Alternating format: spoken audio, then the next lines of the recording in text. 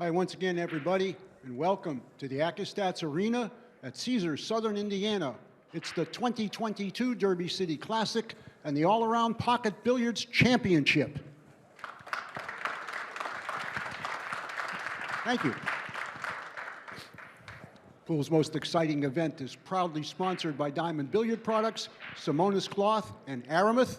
We also want to thank our associate sponsors. That would be Master Chalk, Outsville, and OBQs.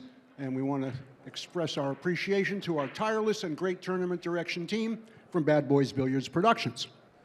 Our 12th consecutive year here at Caesars. We want to thank them once again for being great partners and hosts for all these DCCs. And we certainly want to thank each and every one of our great Derby City family of friends that have come here to watch in person or watching at home around the world. Thank you all very, very much. Okay. Continuing with 9-ball action, round number 8, 457 players began. A little bit under 50 players left, maybe a little less, but we're close. So without any further delay, let's introduce our players. From Poland, he's a 2-time consecutive European 10-ball champion. He's sponsored by Erg Bierenfoilia and by Predator. Please welcome Mieszko Fortunski. His opponent is from Germany. He's a 2018 World 9-ball champion, and he is the newly crowned Derby City Bigfoot 10-ball challenge champion. Sponsored by Predator, by Gabriel's, and by Andy Cloth. He's the killer. It's Joshua Filler. All right, here we go. Race to 9. 40-second clock, cue ball fouls only, and a rack your own. Going to send it up to the comm box to Double J and Mark Wilson. Go ahead. Our atmosphere has just been electrified with the German wunderkind of Josh Filler and a full slate of world-class 9-ball coming our way. It's Jeremy Jones here with me, Mark Wilson, and Jeremy, talk a little bit about Filler's stroke. Well, very accurate. You can hear it when he strikes the cue ball. That's the sound you want to hear, and very steady. And one thing, he's very solid. I was just watching him shoot some shots off the end rail, and one thing, he just stays so steady through the ball, not much body movement. And, you know, a lefty and another super talented lefty here with Fortunski. I think he's now the top Polish player, which is saying something. And I wouldn't doubt that many consider on the Euro Tour, you know, we have Jason Shaw, of course. We can't ignore that talent, but he lives here. He doesn't play a lot of the Euro Tours. But I'd say these two are maybe the biggest upside out of the entire tour. Is that saying maybe a little too much? We know Filler's upside. Not only upside, but what he's already accomplished. But a lot of them consider Fortunski right there with the talent. It's just Fortunski's taken a little longer to mature, I think, as a player. I think he would tell you that his attitude at times had gotten the best of him and maybe cost him some matches, but still expect a lot of big things from the guy.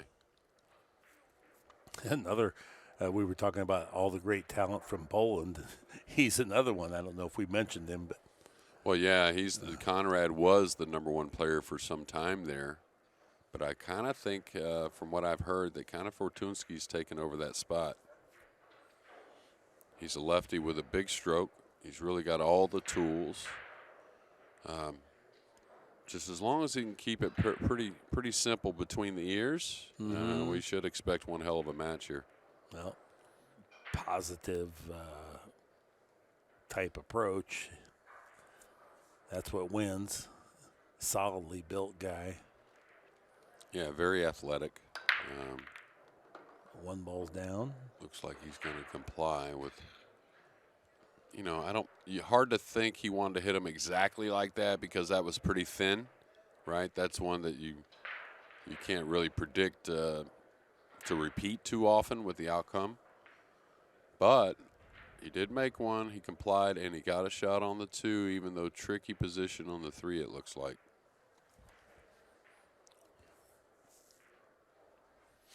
Interesting little shot. He could bank this back and draw the cue ball between the 3-8 for shape if he wanted. Never would do that. Might really, rub the 9 here. Oh, yeah. Just went over. He's just going to play the simple safety. Well, looks like he's thinking good. Yeah, He'd like to move the 3 a little bit, but I don't know if he can move it very much. Well, I'll tell you what. For leaving the 3 close, he's cut off both side rails. The end rail's real tricky to come off of. Don't want to hit this hard, but you may not get a rail if you hit it a little light, believe it or not. Okay, good hit. He's going to fluke the 3 in maybe. No. So simple safety that was very effective is going to pay off. Certainly was. His balls are only a foot apart, and he had to kick 2 cushions to even hit it. So that was a well-designed safety. All right, good line on the cue ball. Now here he can afford to go to the bottom rail. The 5's off the rail enough that he can cheat it a little bit if he gets straight. He may not go down there, but we'll see.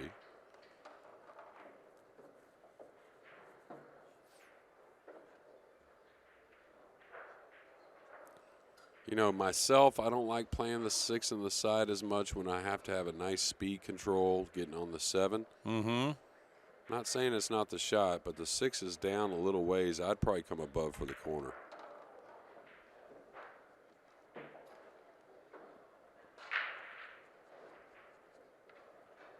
Okay, he's falling a little funny here, Mark. He's got to follow his ball, it looks like. Can't really come around 2 rails. Beautiful.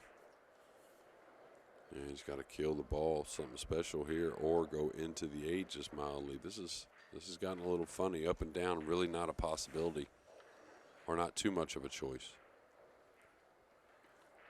He made up his mind already. I think he's going up and down. Yeah, that was going to be hard to get there, I thought, but man, he smoothed it nice. And he took what the shot was giving him, Mark. You notice he didn't get out of line with the speed, trying to get all the way back down, knowing he could cut the 8. Because he had a hint of topspin on there, you could really see the cue ball tail slow down just as it approached the 9 coming down the table. Yeah. It kind of hooked a little bit right at that point. Took advantage of the speed of the bed, though. Great designed rack. He played a good safety, made a good break, and then capitalized with a good run out. 1-0 is our score.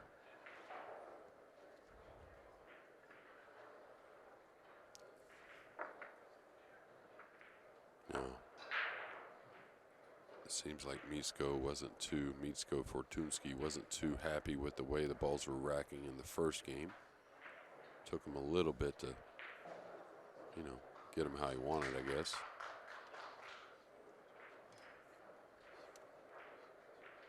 Kind of holding the rack down. As great as these racks are, they get, can get a little abused as the week goes along, right?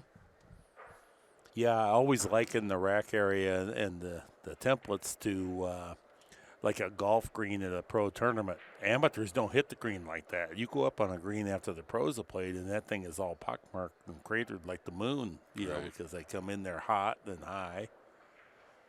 And it's kind of the same thing. These guys hit them so square, it dents up the cloth quite a bit. Yeah, no, he got really thin on the 1 in the first rack.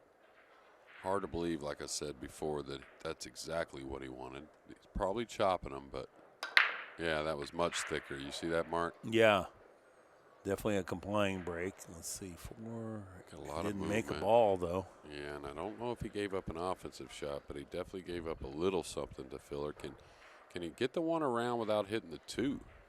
That would be an easy safety, banking the 1 around, playing him behind the 6 if he cannot hit the 2 with the 1. I think if he had an offensive shot, he'd be shooting already. Could be wrong. Well, maybe not. He can maybe throw this in. Oh, no. And I like that. He just had to take a chance. Yeah. The 1 to stand up right there, it has to hit the 2 dead full. So Filler knew the percentages were in his favor.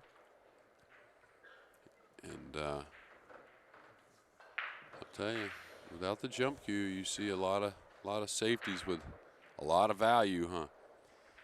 Yes. And that's what you do a lot of times. At least we learned how a long time ago. Sometimes you play a safe and you don't try to get them on the ball, because when you get them on the ball, you're giving up that rail you're laying the cue ball on. right? So the eclipse here, much more powerful than just snuggled up right on the ball, and a great hit. Got a little movement on the 9. Maybe he's, yeah. Oh, that opened up. So I think maybe Filler can make this. Yeah, I think we discuss it quite a bit, but maybe it's the evolution or the development of the sport. People realize now that the jump cue is a gimmick, that it looks dynamic, but it's not really a shot that we appreciate as pro players. We much greater appreciate safety play when there has to be a good kick response.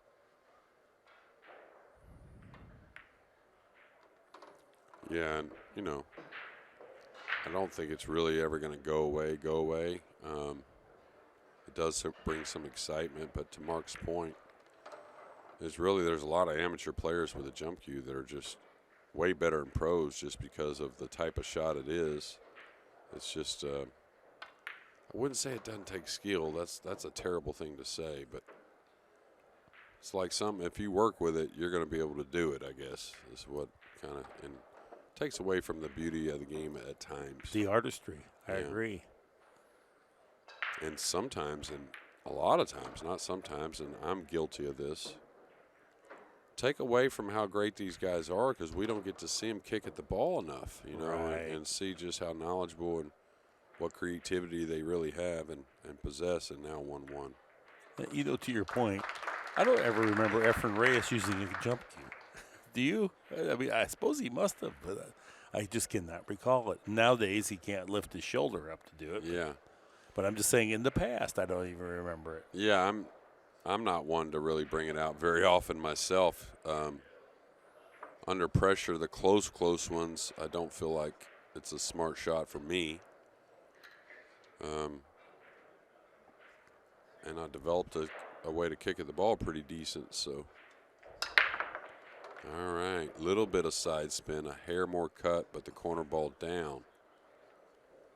Now Josh, this is where Josh has a little more difficulty rolling out with Fortunski behind him versus others. Can't roll out by the 8 and have that little chop on the 1, right? I mean, it's got to roll out more difficult, and maybe to more of a maneuver.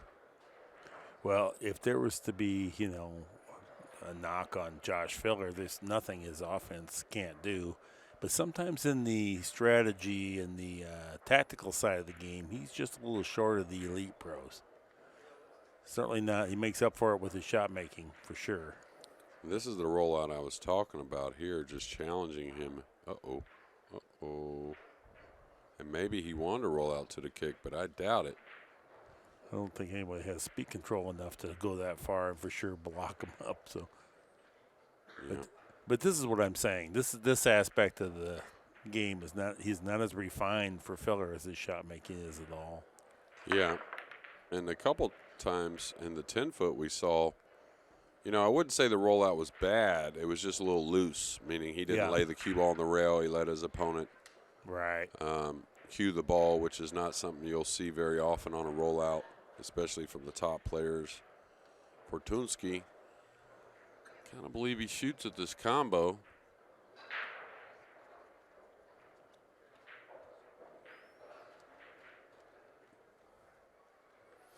This is one just nice medium aggressive. A long flowing bridge, and you see that real smooth transition. Well, you know, the players these days, that's pretty unlucky there, just to fall behind one ball after such a great shot. But the players these days just seem like more of athletes as a whole. You know, now don't take it away from guys years ago. There were plenty of athletes that were great players. Just like they see the advantage of being athletic, maybe. You know what I mean? Yeah. Being fit with the motion of the stroke. You just got to try and kick this in, I think, Mark.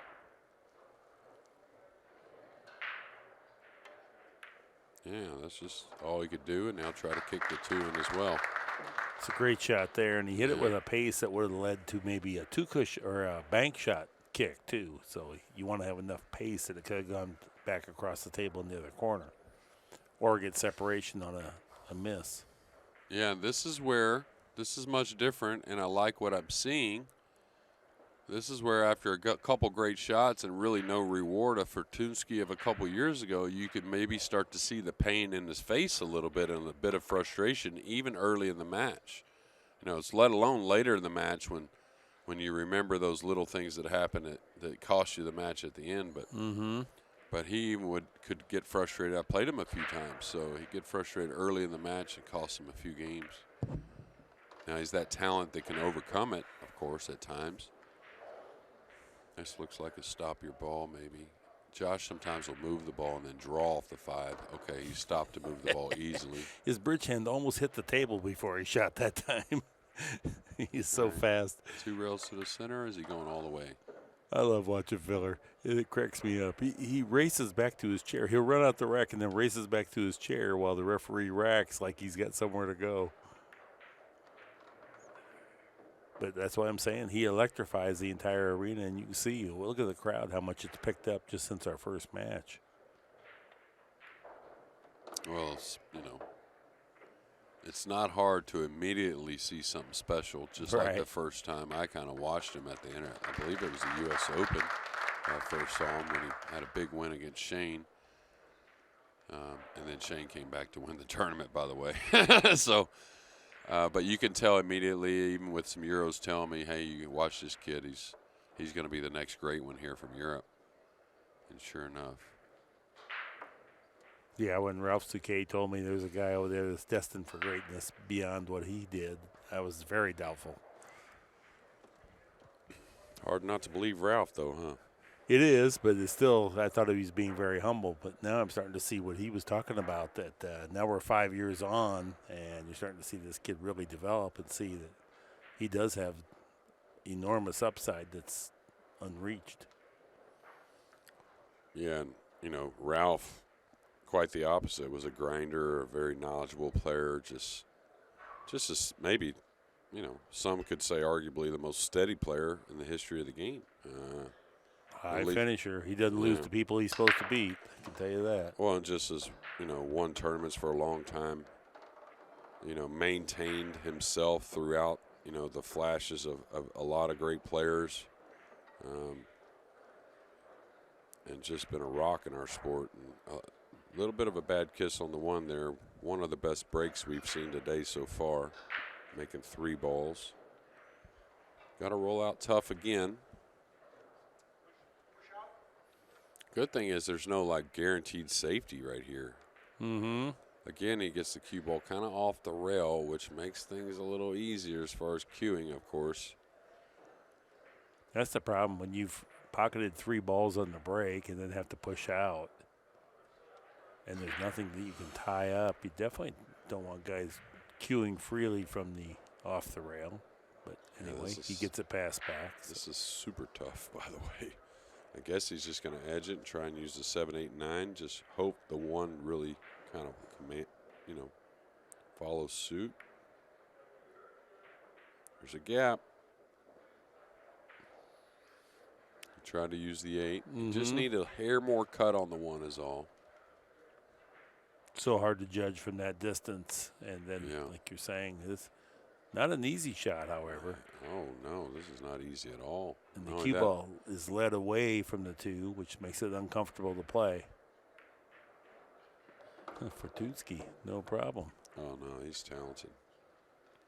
Okay, he's got a little flick shot with a little right English here.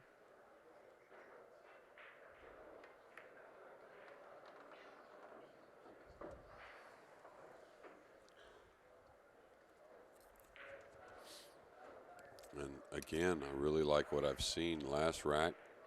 Made a few great shots, didn't get any reward, but didn't let it bother him so much because you could tell very demanding shot on this opening 1 ball for Fortunski, and he shot it in nice and calm. He didn't push the envelope on it, trying to force the cue ball.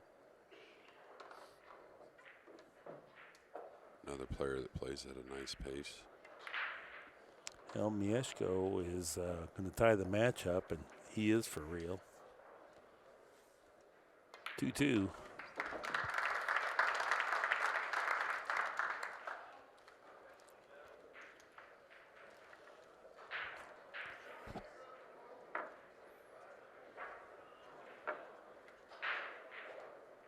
down here earlier today watching some of the preliminary action. Pagulian was playing. Shane Van Boning won. Walked by me. He didn't. Match too, right? Yeah, he walked by me and didn't say a word. Okay, Shane. Well, I saw him last night for a bit. I guess he's taking a loss in the 9-ball is what I'm guessing. 'Cause he seemed like he was a little perturbed last night, like maybe he had just taken his first loss. So much going on, hard to keep up with all the players. And there's so much talent here across the board. It's slung out. And tons of good players that are no longer even in the event.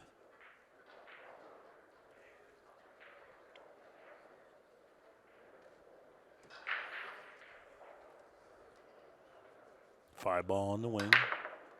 He's made it as well, and he's getting a lot of nice action. So he's going with even, after the first game, of a real thin one to even heavier and heavier cut, which I think is going to bode well. And not just saying that, but we're getting the movement. That's what you like seeing. Because, I mean, it's still random, right, Mark? Of course, the corner ball, the one on the side, but the more movement you get, you got a chance of other balls going in as well, and along with complying. Here's the 4 has both pockets, so he'd like to play it in between the 6-8, if possible, to that pocket, rather than having to deal with that congestion of trying to get in there for the other pocket and then dealing with shape on the 6. So he has to go forward just a little bit, but not much. Otherwise, you risk getting to the wrong side, and he got perfect. Just about perfect. Yeah. And the only reason I say that is this angle always fools me looking at the camera. So maybe he ended up a hair short.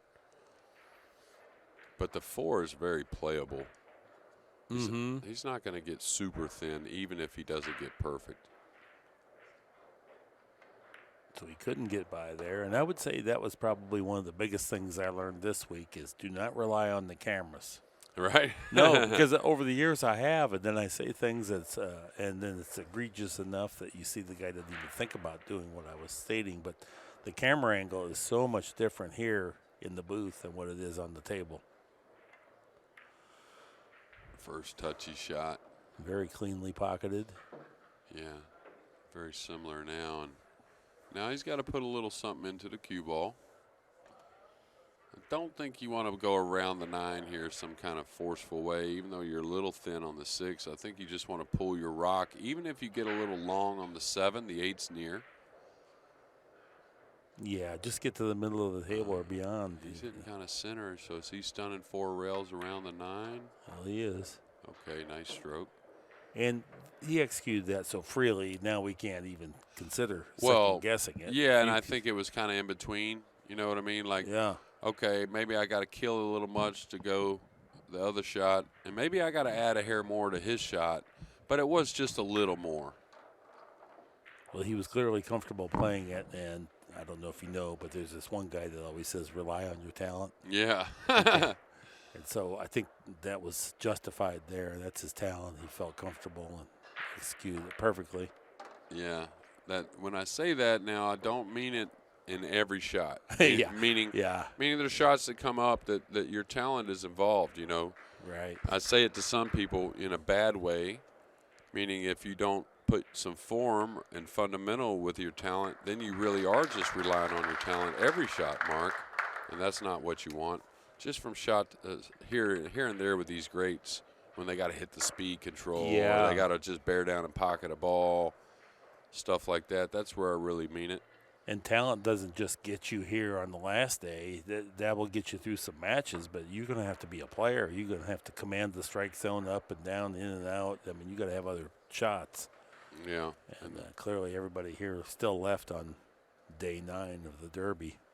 I was thinking about the word upside the other day, and, you know, it's nice to have that physical upside, right? But I think sometimes I, myself included, I ignore the mental upside of some players as well. You know, you look at the stroke, you look at how easy they pocket the balls and move the balls, but really that brain potential, you could say, is a huge factor in this sport. So mental, you know. I've always labeled Nick Varner as a pretty good athlete, even though he's not a big guy, right? A lot of people would label him as maybe not the big physical upside, but what a brain he had, right? And the mental upside he had really, along with the physical attributes, really carried him a long way in the sport, and that's kind of a prime example. Well, don't think fitness doesn't mean anything. Show me one out of shape guy here on day 9. Yeah. Show me one. You know, they're all eliminated. All right, nice break and run out there for Mieszko. 3-2. He's in the lead and breaking. Much more full hit again. Didn't get the corner ball. Gonna get a shot. I don't think he's made one, though. Oh. I don't think he made one. Well, then. Dry break. And it's real close to see if the one can get pocketed. It looks like probably not. Oh, he can. Wow. And there's that camera fooling you again. Okay, should chip this in the side. He's just got to either check the cue ball, drag it a little bit. Just got to pay attention to the speed, just a touch. Now, this is probably a 20% hit on that, too, so the cue ball's got to go 4 times further than what the object ball does. And you see the 2 is just got there. Yeah, and it was only a foot away. So that's how touchy that speed was. Okay, on the slick table, he's got to stun lightly. On the outer table, you could just spin that ball into position. But here, that English isn't going to grab like the outer ones.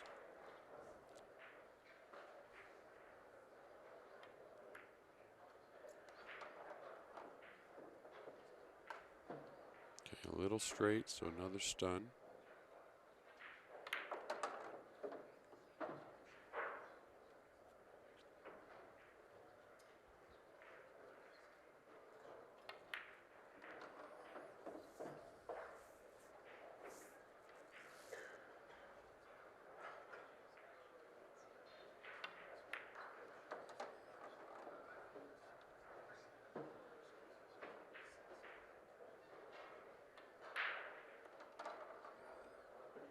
Falling right into position off the side rail to cushion. Standard position on the 9 ball. Filler quickly ties up the match. 3 games apiece. And now tied, like Mark said, but we've had 3 lead changes, I think, here early with Fortunski taking the first, Filler 2 in a row. And then Fortunski got a 3-2 lead again, now tied back up. So Fortunski is a guy that you know, would think would make one of those Moscone Cup teams here before too long. Mm-hmm.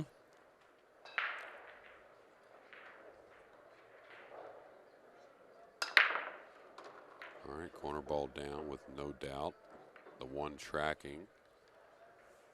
If he felt like it was a repeatable break, that's like the break right there. The 1 was definitely had a direction with the corner ball going down, but the 1 had direction for position.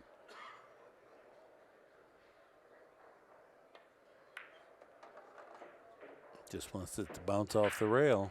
Yeah, it kind of came off a little soft, didn't it? He maybe hit the pocket a little full there. Yeah. Yeah.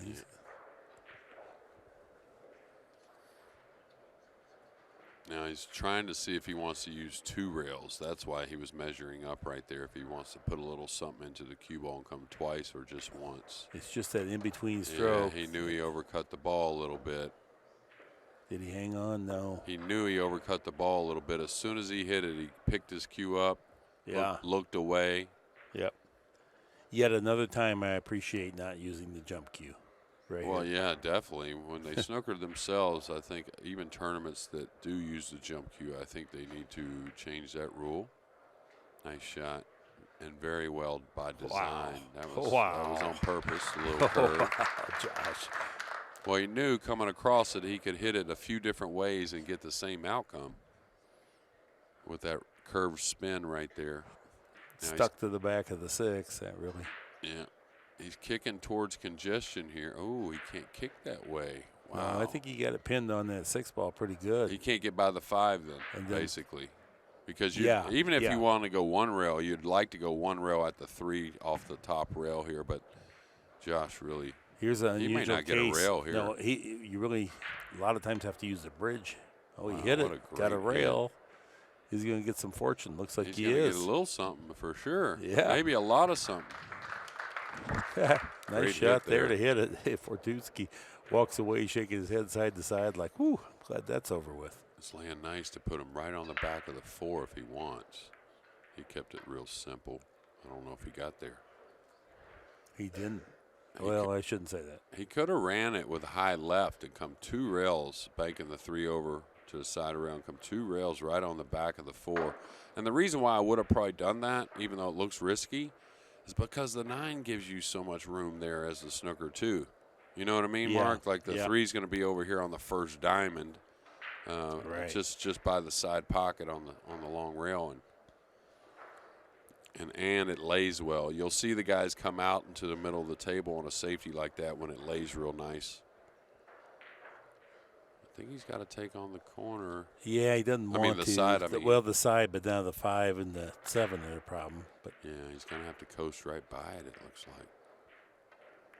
Oh, he tried to play. Smart. Didn't try to overdo it. And that's a good play. That's a good play right there. And that's another one of those shots, talent. I mean, you know, you can see the line, but you can see how much talent was involved with that, with a little bit of spin and all speed. He wanted to go in the corner. It wasn't available.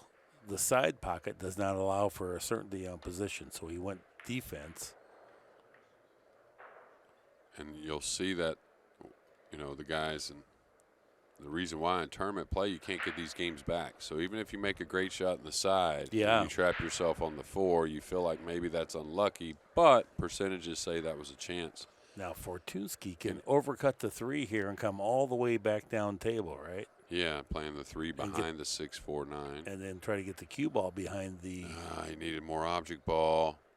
That's going to be upsetting right there. I don't think he got him, did he? Well, no. Once again, I'm looking on the overhead. Let's see down the table. No, he definitely can see it. No, he definitely can't. Wow. Boy, it looks like from here, even on the table, he can go right at it, but he clearly can't. Wow. Well, that's an amazing, talented shot. Got a sliver of it, maybe?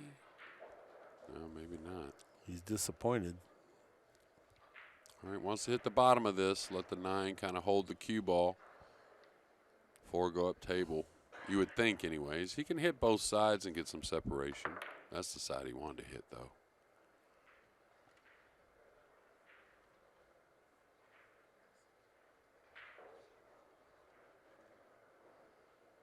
So we have 9-ball.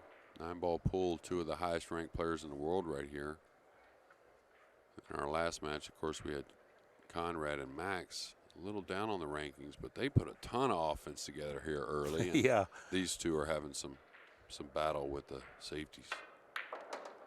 Pretty shot. Great stroke. Solidly struck. Look at that. Smoothed it right on back in there. Perfect. Yeah, I think, you know, Fortunski even more so than Filler has even a more natural back and forth motion. You know, and maybe it's not as precise at the cue ball because Filler's just about as good as it gets when it comes to striking the cue ball. Mm-hmm. But really, as far as just something that didn't look like it had to be worked on a ton, he just kind of woke up that way one day with that nice 9-ball stroke. Fortunski's pretty natural player. Just a real simple back and forth motion, which I love. Yeah. He gains the lead, 4 games to 3. Kind of like a Dennis Hatch. Remember how simple Dennis was, right? Like there was no extra moving parts. It was just very, very simple. Very consistent with that simplicity. Yeah, you know, a little bigger build than Fortunski, but both of them, you can tell, very, very good athletes. Here's our TPAs from the 2 guys, a 914 and 969 for Fortunski. Josh has 1 more ball pocketed, but 2 more errors. So you would figure the score to be close with those numbers right there, Mark. 969, 914. But balls pocketed, like you always talk about. You know, that tells the tale. Yeah, you know, even though his TPA is down 40 or 50 points from his opponent, when the balls pocketed are close, unless there's some craziness on like missing a couple 9 balls or something like that, you figure it to be a close match. 8 ball in the wing, 8 balls in the hole. 9 ball got hot. 1 ball, 2 ball made it. Yeah, a lot of movement. Boy. He's got to make a nice shot here. The 9 ball's really making things difficult to get to the short side of the 3. And that is a tough 3-6 combo unless you're really kind of facing it kind of straight. Yeah. Now he's got the stroke and he's got the touch. Ooh, that looks tough, pulling it inside the 9, getting back past the side. I thought he wasn't thin enough to go draw between the 4-9. I thought he was thick enough to be able to do that, but maybe not. It's just so much of a longer track, I think. Yeah. Yeah, so he would like to shortcut that, but I don't know that he'll be able to. If so, he's only going to be able to just get past the side pocket or else risk brushing the 9. Well, I thought this presented a bigger error. You know, look at how that. beauty is this? Wow. Beautiful Excuse shot. me, man. Shot of the match, even though the one was kind of laid up. Really good point. Yeah. Really good. Yeah. Exactly right. That was a full diamond past the side pocket. So Yeah. And you had to get all you could out of that. Yeah, just trusted the cue ball kind of bleeding out and getting past the side. Really, really nice stroke. Oh, that was a world-class pool shot. This must have much more angle than I'm thinking. He keeps looking at the 6 like he's going to hit the 6. I thought he easily went by the 6. Oh, he had to go off of it, and shows us that brain as well. Yet another world-class shot. Yeah, well, that if he starts getting that part of the game where, you know, a lot of resolve, keeping it much more at that cliche-ish one shot at a time, let me work. Mm-hmm. This guy's going to continue to go up them rankings.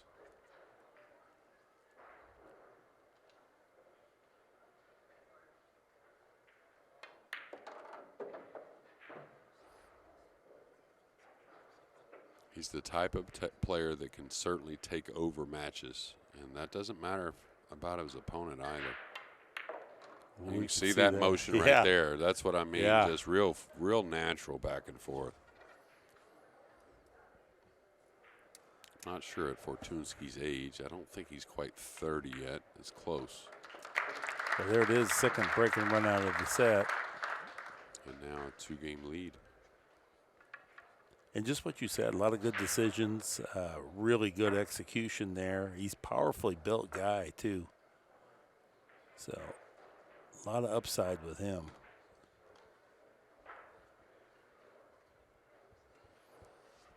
Yeah, he's a real force. Just under 50 players left in the event. We started off with 457. There's our National Billiard Academy rack track there. A couple little flurries from Mieszko and Josh. Had 1 2-game flurry in there. Right now, it's the break and runouts that separates us. 2 for Fortunski, 0 for Filler. You just have to get some games the other guy didn't get to play in if you want to be able to distinguish yourself against world-class talent. Yeah, especially, you know, the winter break format. You know, the tournaments that I recall playing, many of them winter break, obviously, but ones I did well in it, especially, you know, the big tournaments. It seems like every match you put a few together to really separate yourself at some point during the match. 7 ball in the wings, 7 balls in the bottom of the pocket. The 1 ball's coming down. We definitely have a complying break, and it looks like he's going to get a shot. But the 2 ball tangled up on the 9. It goes by the 9, though.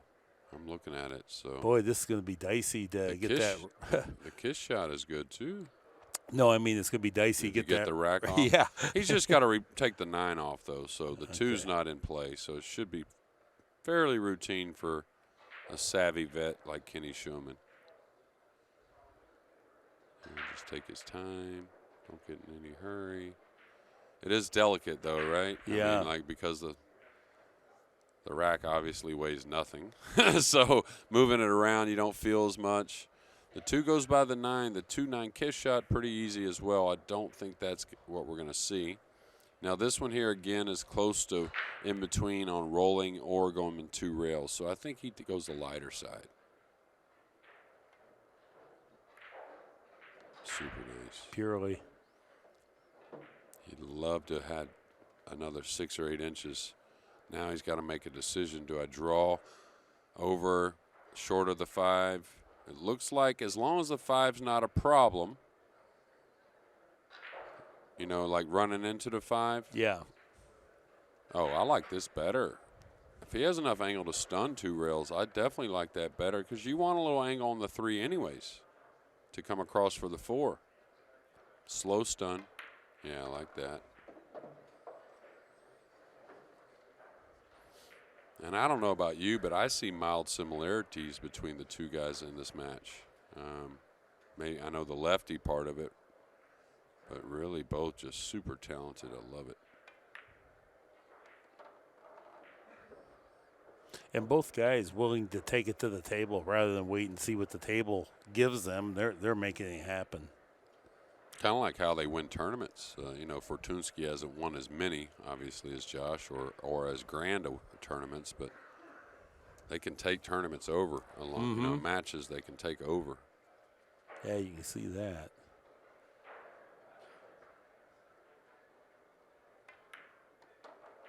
Really good execution and good decision making both.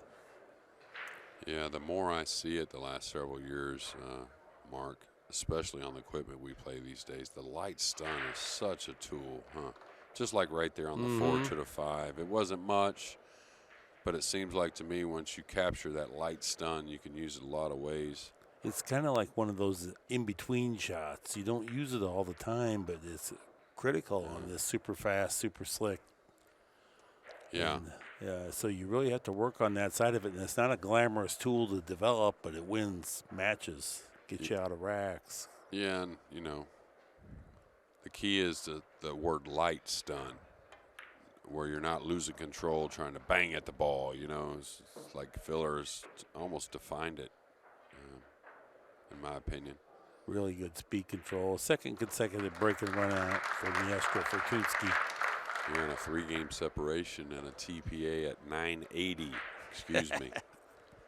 980. Woo. Every match these guys are playing 900 pool. That used to be more just a every once in a while thing. Well, you know what the greats are going to do in an event like this. As long as they're getting their rest, they're going to improve as the event goes. 9 days of 10 hours a day pool because we've had so many side events. Got the bank pool, one pocket. Got the 9-ball, 10-ball.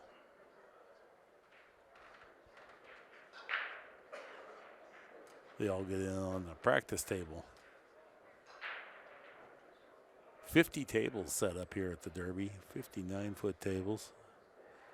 Virtually nonstop activity. Oftentimes running very late into the morning. Early morning, I mean, after hours, after midnight. Yeah, heavy, mild cut. Heavy hit on the 1. Ooh, cue ball. Oh, no. Always seems like something, right? All right, Josh.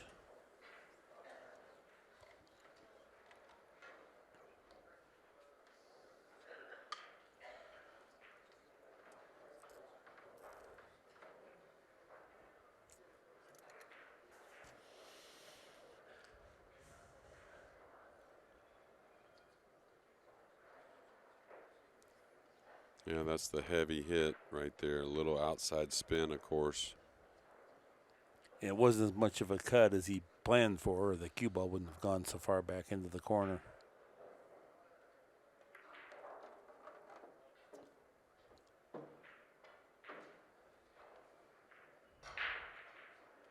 Yeah, this is a funny position shot here. He's got to get very accurate to get on the 3 to the 4. Now he's looking around again. Normally you would have made your decision Prior to getting on the 2-ball, with the 1-ball ball in hand.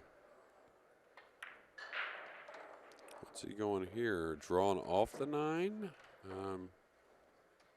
Playing the 9 maybe? I'm not sure where he's going with this one, Mark. I mean, he got a little thin to draw off the 9, but I think it's still very doable. If the 8 wasn't there, it'd be pretty much a hanger to get back past the side as long as you pocket the 3. just playing the 9. Yeah, that's a lot. You got to have a lot of control there. I think he did all okay with the 3 ball, but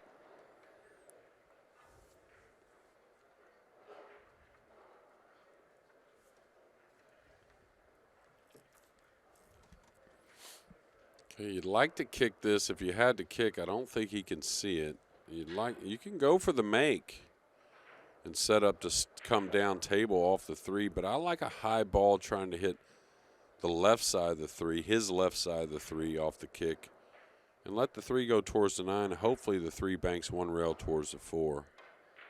Like, he caught a little thin. He may make it, which isn't the worst thing in the world. It's way better than hanging it. That's right. Got a chance to do something here. He's looking at the bank. And what happens at the bank, there's a possibility of introducing the 7 and 9 to help defend should you miss it, unless you go high velocity. Well, I wonder if he banks this and just stuns over to the middle of the end rail and takes the shot on the 6 if he makes it, and try to utilize the 8. It's sitting to where I don't think the 4 is going to come back down table with the 7-9 there myself. Oh, he made it. Wow, how's this guy playing? Yeah. How's this guy playing? He's not a banks player, right? That's just all stroke and trust. Trust what you see. Trust what you feel.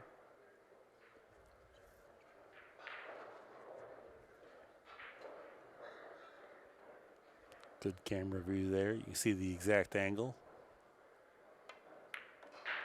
And it seems he got a little unlucky on the scratch, even though it never really kissed another ball. But anytime you go to the rail, come 1 rail up with the cut break, you feel like it's a little unlucky with the scratch. But he's going to get to break again here in a moment.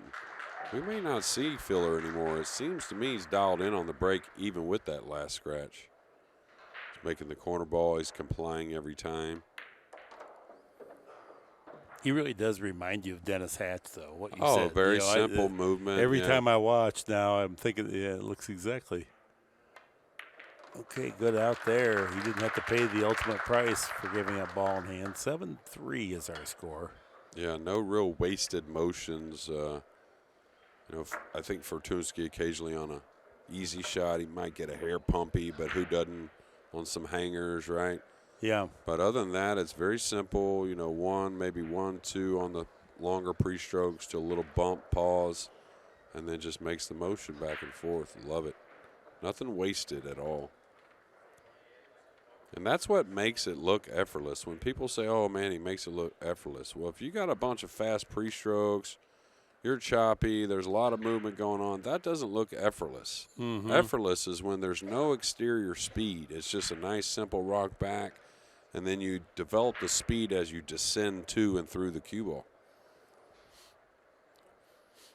Like when I used to be on the road before cell phones and we'd go town to town playing a lot of guys, which was some of the greatest times of my life by the way, Mark. Mm-hmm. Younger days. When I went in and played a guy that was real choppy, real quick, tons of fast pre-strokes and all that, I'd usually tell them who I was with that if they don't beat me in the first couple hours, guys like this usually don't get the money. But if I saw somebody who's very calm, yeah, that was very alarming to tough me. action, Very yeah. Much of a wake-up call. Okay, nothing easy on the safety here. Do you overcut the 1 between the 7-5, let the 1 come up to the back of the 5 and maybe bring the cue ball across? That's what he was measuring, like the 7. Yeah, That's what I would look at. Something off the like, 7. Ooh. No, off the 7's okay. Yeah, but you can't really play shape shooting it off the 7 because you have to guard the cue ball, I think, here. So we'll see. If he flukes it off the 7, he may have a thin cut on the 3. I think it's more the safety, but we'll see. Oh, it is, yeah. He's just saying, what if? Oh, he made it. Did he put his hand up? No, he didn't, so that was intended.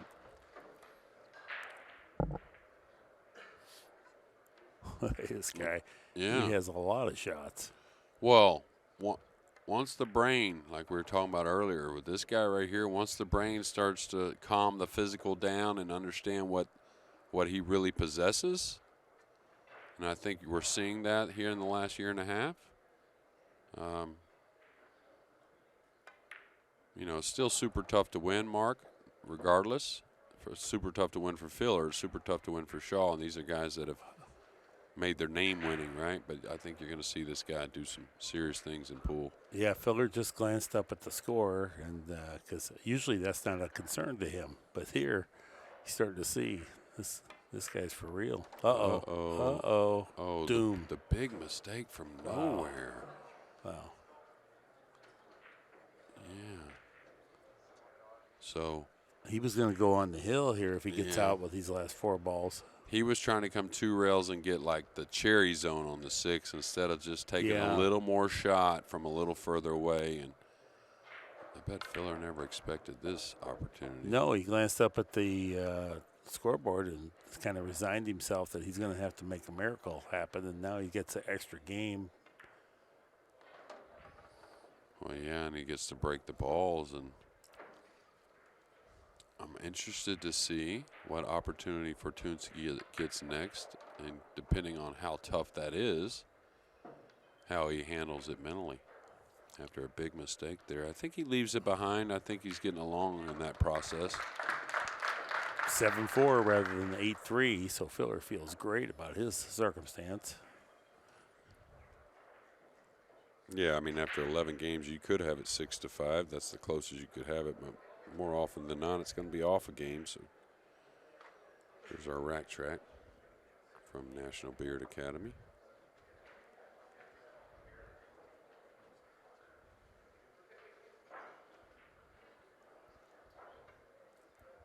So the 11th rack of this match, that was going to be a pivotal turning point.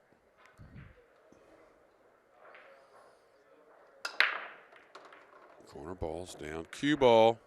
Oh, my. Fortunate. Can he even roll out? Can he get the ball away from the 5? I mean, that's up on the point with the 5 squeezing on it here. Yeah. He may have to kind of double hit the ball to move it away. Push through the 5. You know, it's an interesting circumstance that you rarely ever see. But I'm telling you, this isn't going to be easy on the replay. A little side spin, heavy cut. Corner ball down. Looked like the cue ball was kind of heading that direction. The 5 helped it out and then squeezed up on it. Now listen to this, Jeremy. You never see this. He had to push out, but he had the masse to push out. Yeah. When was the last time you saw someone push out with a masse shot? Boy, I tell you, I think I got to give this one up, Mark. Oh, well, he already did. Yeah. Oh, he did. Well, the lefty fooled me. Excuse me. Excuse me. So Filler trying to show his skills here. Mildly soft safety. Very good from where he was at. That's as good as you could hope to have it come out. Yeah. And if he could cue the ball a little better, I think he may go at this twist bank on the 1-5. I mean, that's a pretty big ball over there.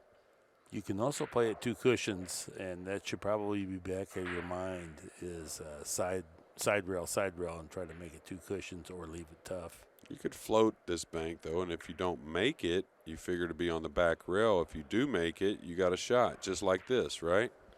I think that was a good percentage play, to be honest with you. The 1 probably moves down towards the corner if he makes it.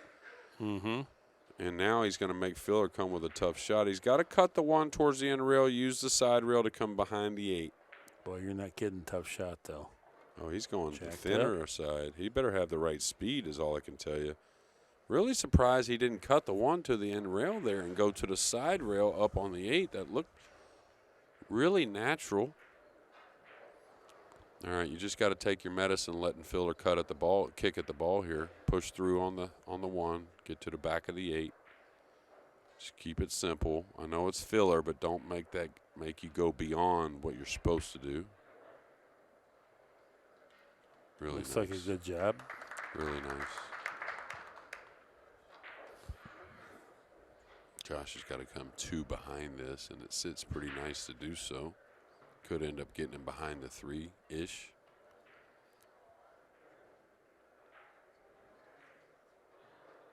Is he going 1? Yeah, he is. Trying to create some luck. 9 ball. Oh my. And he got a good kiss on the 1. Yeah, well, We'll see what Fortunski with the 4-ball lodged on the 8 if he wants to chip at this ball here. I just can't help myself. I have to go after the 9 here. I know, but where are you going with the 1? I mean, you got to move the 1 somewhere because you can't afford to give up a 3-9 combo. You know, like if the 1 lays up. Right. He could rip at the bank here. That's what I meant with the 1. I would wide open and just. The problem is the safety is just super treacherous as well. You're going to sell out. Would you bank the 1 on the side and get for the 3-9? That'd be great. Yeah, if that's your best play. Maybe that's what he's doing here, just playing the bank. Nope, he went for the 9. Yeah. And if you learn a little something about the bank or the percentages there is with the 6 the way it was, long. Make sure you go long on that bank. You can hit the 6 and make it. You can hit inside the 6 and make it. You can cut the 6 and make it with the 1. Just a lot of good things can happen. So Filler a little bit fortunate. It's okay. He's all right here. The 5's hanging. So don't, you're going to have to make a little bit of a shot on the 4, but just pull the cue ball back a little closer. That's all. Over the side-ish, maybe. Mark, what do you think? Over the side with the cue ball here? Yeah, I guess. And if you overdraw it, you still got the bank on the 4-6. So. Yeah, he shouldn't worry about this too much. It's a pretty routine shot for this man. And it's possible to miss that ball, but you can't. You're not going to win the match anyway. So, can't agonize over that not getting perfect. Yeah, so a little bit of drama field here in the last couple games with the 9-ball movement, that scratch from Fortunski in such a rare situation, you would think, and to take a very commanding lead he would have had at 8-3, now 7-5, and the German breaking the balls.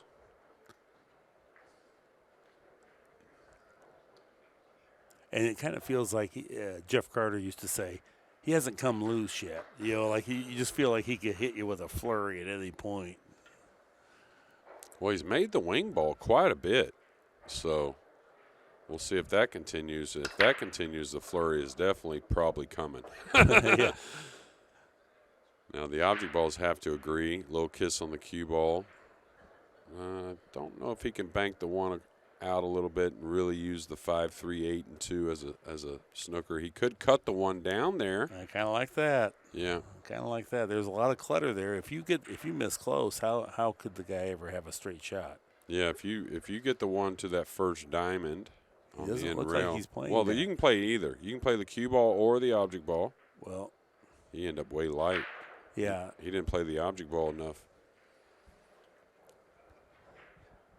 And if Fortunski, if the 2 goes between the 5-3 in that corner, which I don't think it goes. That wasn't an easy safety. But between some of the push-outs and a couple of the safety efforts, you can see he's not quite as seasoned as a couple of the journeymen in this later stages of the field on that aspect of play. Man, he wants to go. You could bank this freely cross corner. Straight back, Well, he's led Fortunski into a couple misses now. Yeah, and that was no easy shot, that's Not for at sure. all. Not at all. I may have considered the long rail bank there because it was like stop your ball. You got him right behind the 2. You got a little shape on the 2 in the side. When you say that wasn't easy, you could tell that just simply by the dimension that he missed by. It wasn't even really close. Yeah, no pocket.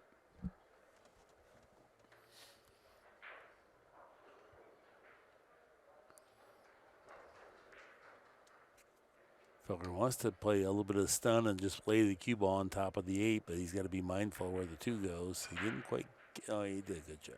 Yeah. Yeah, if he cut off between the 3 and 5, this is a tough hit. He's going to have to add a lot of spin above the 5.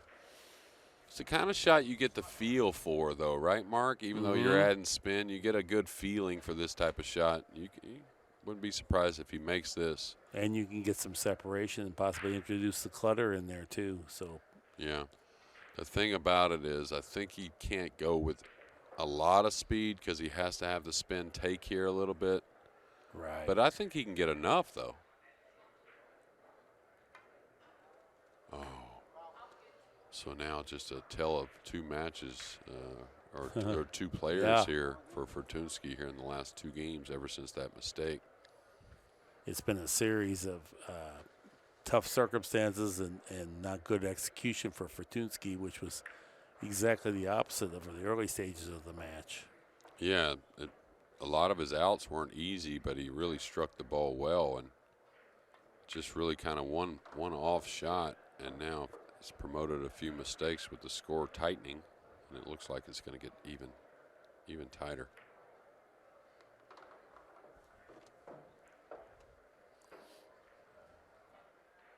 All right, should come out to where the cue ball's at now, roughly, unless he wants to stay behind it. Yeah, on that line. He's got to stretch from here, though.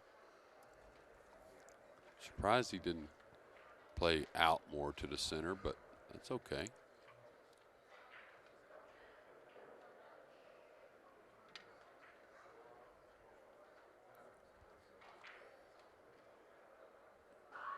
Long bridge, long extension. Just center stun there.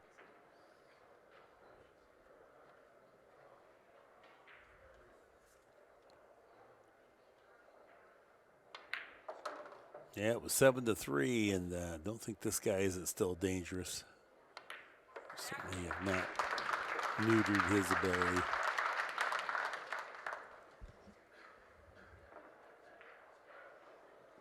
Yeah, what a great shot Fortunski made playing the 1 off the 7 that rack at 7-3. And then getting really, I thought, where he kind of wanted, Just got away from him, I yeah, think. just a little bit. I don't think it was even mindless that he No, played I it. don't think so either.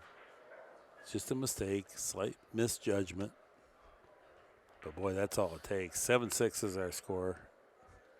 Yeah, now Fortunski has dropped below 900 quickly on the TPA. With Josh rising. See how he's getting the 1 to come a few rails. It looks like it's trying to dress up for that corner.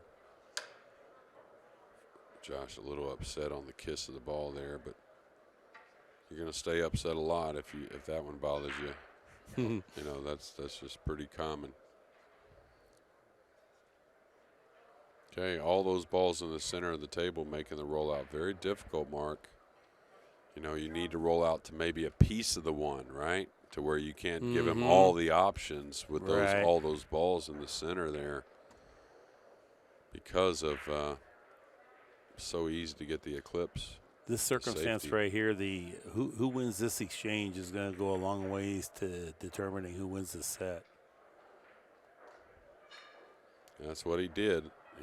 That's what you have to do when it's so easy for your opponent to roll out and snooker you. Yeah. You usually roll out to just a piece of the one way or another, forcing the tougher safety. This takes great courage to play safe from here when you have the option to pass it back. I think he's supposed to edge it, though. The great players here these days are going to edge this ball and have the speed control to hover the cue ball around the 6. And I agree with you, but I feel like he's going to pass it back. He is. Well, that's the nerves getting you. You don't want to have to take on the shot. If you lose trying to play safe, you just hate it, you know. So yeah. I guess he figures, well. Is the separation, though, between one level of today's players versus the next and the crucial spots, who's going to take on that shot? Yeah. I always talk about SVB being the most unique rollout player that I've ever witnessed, because the way he rolls out, so demanding. He gets it back a lot, and that's the game plan. Is he trying to bank this away? Oh, he almost lost the cue ball. Wow. And I'm really surprised Fortunski didn't see that shot. Well, you had to bend it out of the scratch. I know. I know. But I think he did see that shot. No, he just said, heck with that. Yeah, I'll take my chances. Well, I tell you, the two goes, but it sure looks like the 2-9 may be lined up for that same corner pocket that the one's near. You'd hate to have to kick at it, but it may be an option. Okay, 2 rails here. He's still got that wall of balls if he can get behind the 1 a little bit. Not all the way behind the 1, but just a little like that. Wow. Man, how good is Great that? response. Great response. The audience just cut off a piece of the 1. So now he's going to have to play that thin shot. I think, anyways. Yeah, it might even be tougher from here too. A little bit. Now, the one good thing is the one should settle a little more, and he doesn't. You don't want to go all the way back down. Remember that. This is all about speed to the middle of the table. And those are the types of shots that separate even, I'll say it, even the Fortunskis and the fillers. As great as Fortunski is, it's those little types of shots. Yeah. It's not the run out as much as you think, or most would think. So if he can kick it up by the side pocket here. This one I may not hit with that rolling speed. This one I may hit with a hair more of that top to see if I can stop the cue ball 2 rails on the one here. Yeah, this speed, this is what I worried about a little bit with the 9, but what another great kick shot. Really was. We're having a great exchange here. All right, he can bank. He can use the 9-2. He can bank the 1 past the 7 where he's looking there, and use the 9-2 to slow the cue ball down. Well, not only that, but to maybe stop that combination, you at least want the guy to have to run out. Oh, he missed it. He might have double kissed it. No, a little bit, it just hooked on him a little. Okay. When hits the ball rail with that hydraulic a little bit, that top English. But the thing is, didn't we just have this situation a second ago? The thing is, Josh was putting the emphasis on the object ball there, and that's being a real smart world champion. That in a critical spot at 7-6. Again, this one should stop this time. The one being much nearer the rail. Oh, he caught it thin, so he's going to need a little help. Not going to get it. So Josh will go look at the 2-9, I suspect. I don't think he'll play it. But I don't know. I wouldn't blame him, because if you don't get the cue ball to his side of the table now, it's awkward if you have to play the cue ball off the 9. Well, I think he's got a pretty natural high left path here. Maybe a light stun to the rail to get over where you were talking about, Mark. Okay, yeah, he did. Now he can draw up the side rail with a real clear top of the table. Now he's got to come about to the side. Stay heavy on it. He got there. And even the best sometimes overhit that ball. When you know you got to get past the ball, you wouldn't believe how often the overhit comes in. Now this has just got to use his deft touch here. He's thinking of a 3-rail route just to take away rubbing the 7. Yeah. Let's go around the 9 here. Oh, nice.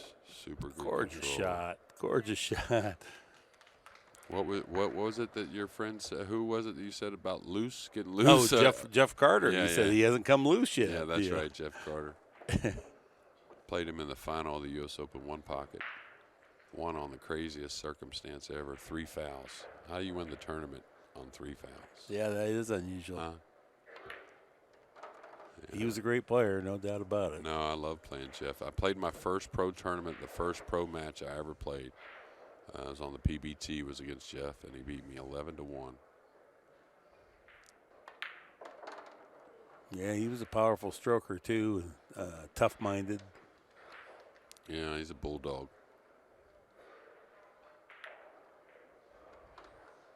And now tied up at 7 apiece, and we'll get a little applause here, I'm sure, from the crowd. Here we go, race to 2. Boy, that was an interesting exchange in that rack. Racks 11, 12, and 13 have all been really interesting racks. Yeah, and I'd like to see Fortunski get a real great opportunity here, but I don't know. I don't know if it's going to happen. You see the rack track from National Beard Academy now. Josh with 4 in a row. The guys exchanged 4 in a row. It should have been 5 in a row, you would think, for Fortunski to get him on the hill in that 11th game, but a big scratch across the side. Things happen. 3 ball on the wing. 3 balls down. Oh, here's 2 ball a cue got ball. kissed. 5 ball. My goodness, if that bounces out in front of the side. Hello, 4 balls 7. on the break. Oh, he has a shot. He's got his hands up. He's delighted. He's making the 1 ball move in a direction that I haven't seen anyone else make it move. Really hot 3 rails for position, and I didn't keep up with their losses. I don't know of a loss from either one of these guys, but I think if Filler hangs around this tournament, he's going to be one tough cookie, like always, but especially because he's got the break going.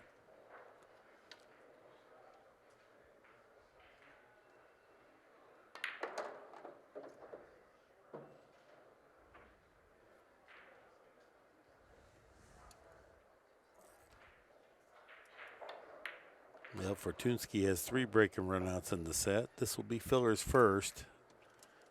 Takes the lead 8-7. Imagine the timing of his first breaking run, though.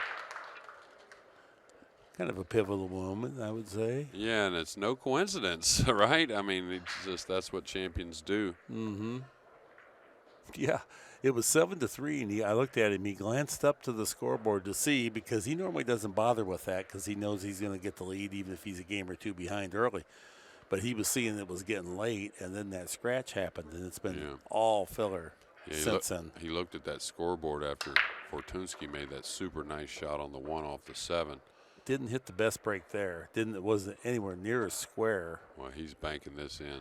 This is not getting slowed down here. He may have to shoot the 2 from a little distance, but I doubt he ducks here. And duck, I mean playing safe. Looks like the cue ball doesn't want to really move a whole lot. We'll see. Yeah. Gorgeous. Gorgeous shot. Now the cue ball, even though it's a little bit longer, naturally goes towards the 4.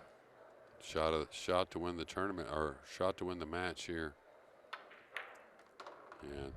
Unless he falls super funny here, which is close to doing. But he's close to the cue ball, so he can manipulate here. Yeah, this is unfortunate for Fortunski on a mistake like that. You know, it's one thing to lose the match with a dry break or some things, but to make a mistake when he was playing so well, I hope he keeps it up if he's able to survive in this event. Great player to watch. But Filler, you know how it is. When you finally get him in maybe a discouraging situation, you certainly can't wake him up. And ball in hand wakes up the players more than anything, Mark. What a match this has been.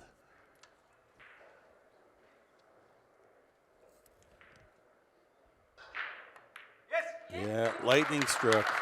2 breaker runouts to close out the set after that. Great. You remember when I said that safety exchange may go a long ways towards dictating who wins this match? And yeah. That was a good exchange in there. I think that was rack 11. Both the lefties played great. It seems like Fortunski was higher than 894, but you saw Filler bring his all the way back to 953. So something special from both these guys, and more 9-ball to come, y'all. This has been an Accu-Stats presentation. Any rebroadcast or any republication without Accu-Stats express written permission is prohibited. So long.